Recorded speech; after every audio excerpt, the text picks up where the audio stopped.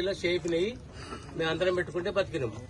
కానీ ఇప్పుడు తెలంగాణ పోయింది, మా బతుకు ఇప్పుడు. నా పేరు ఉప్పులచ్చయ్య. రైతు బంధు పడ్డదా? రైతు బంధు పడతలేదు.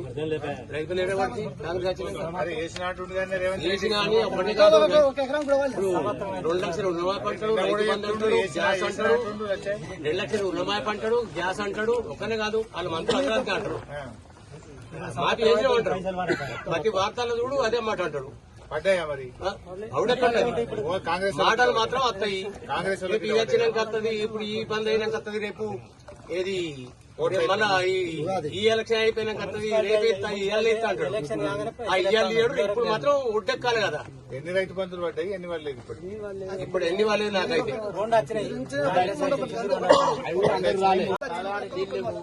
నీకు చిన్నప్పుడు గొర్రె కాసినప్పుడు నీళ్ళు దొరకకుండా పెయిన్ దోతిడిచి పెట్టి సర్ది తిప్పినట్టుండే. వాడి నడిపైనా వాడు అంగ్రేకుల బుచ్చే బాయ్ అని ఉండే. దాన్ని కట్టుకొని నీళ్ళు చేసుకొని తాగిన. నీళ్ళు దొరకకపోతే నీళ్ళని చూసి పానం కొట్టుకుని కథ కత్తది. ఇక నమ్మరి అప్పుడు ఆ టైంలో ఈ కాచింగ్లో ఒక్క ఇల్లు లేదు. నీళ్లు దొరకకపోతే పత్తికుంట పోయిన నీళ్ళు గొర్ర కొట్టుకోకపోతే వాళ్ళు ఒడ్డిన వాళ్ళు తడి విడిచిపెట్టారు. లజవులు చేస్తారు. అప్పుడు మీ చిన్న పొరాళ్ళు వెనకటి కాలం అయ్యో అలాంటి పెద్ద కోపం అతను కొడతారు చేస్తారు అని చెప్పి మళ్ళీ కాలం వస్తుంది. అదే కాలం వస్తుంది. ఇప్పుడు రాను ఇప్పుడు వచ్చింది పొట్టు నీళ్ళు మళ్ళీ వెనకటి తెలంగాణ అయిపోతుంది. ఇప్పుడు నేను చెప్తున్నా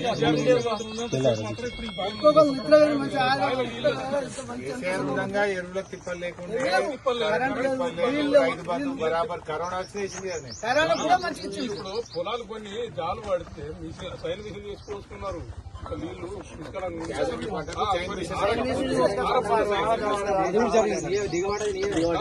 ఏం పెట్టినవే నువ్వు?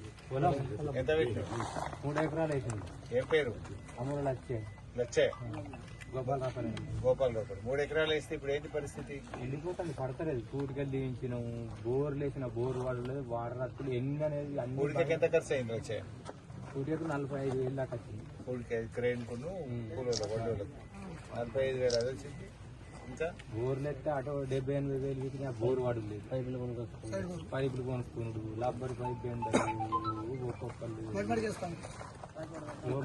చిన్న మడికి వేసినా కానీ ఆ మడి పట్టు 2 రోజులు పెడితే ఆ మడే పట్టింది. ఎండిపోయిన కొద్ది ఎట్లా పడుతుంది సార్? అట్లా అంగడి తింటున్నాం పాదు. అది పరిస్థితి.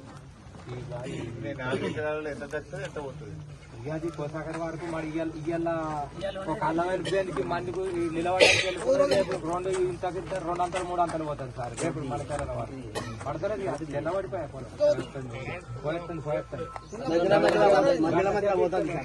ఏంటంటే గంటకు తక్కువ ఈ నీళ్ళు మొత్తం వెళ్ళిపోయి మళ్ళా పట్టింది పట్టుడు.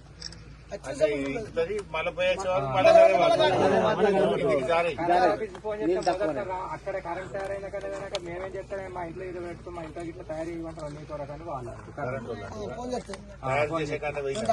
మొదటనే వేంది అంటారు. వాళ్ళు ఈడవేనా ఆడవేనా మొదట వేంది చెప్పుడు వాళ్ళు.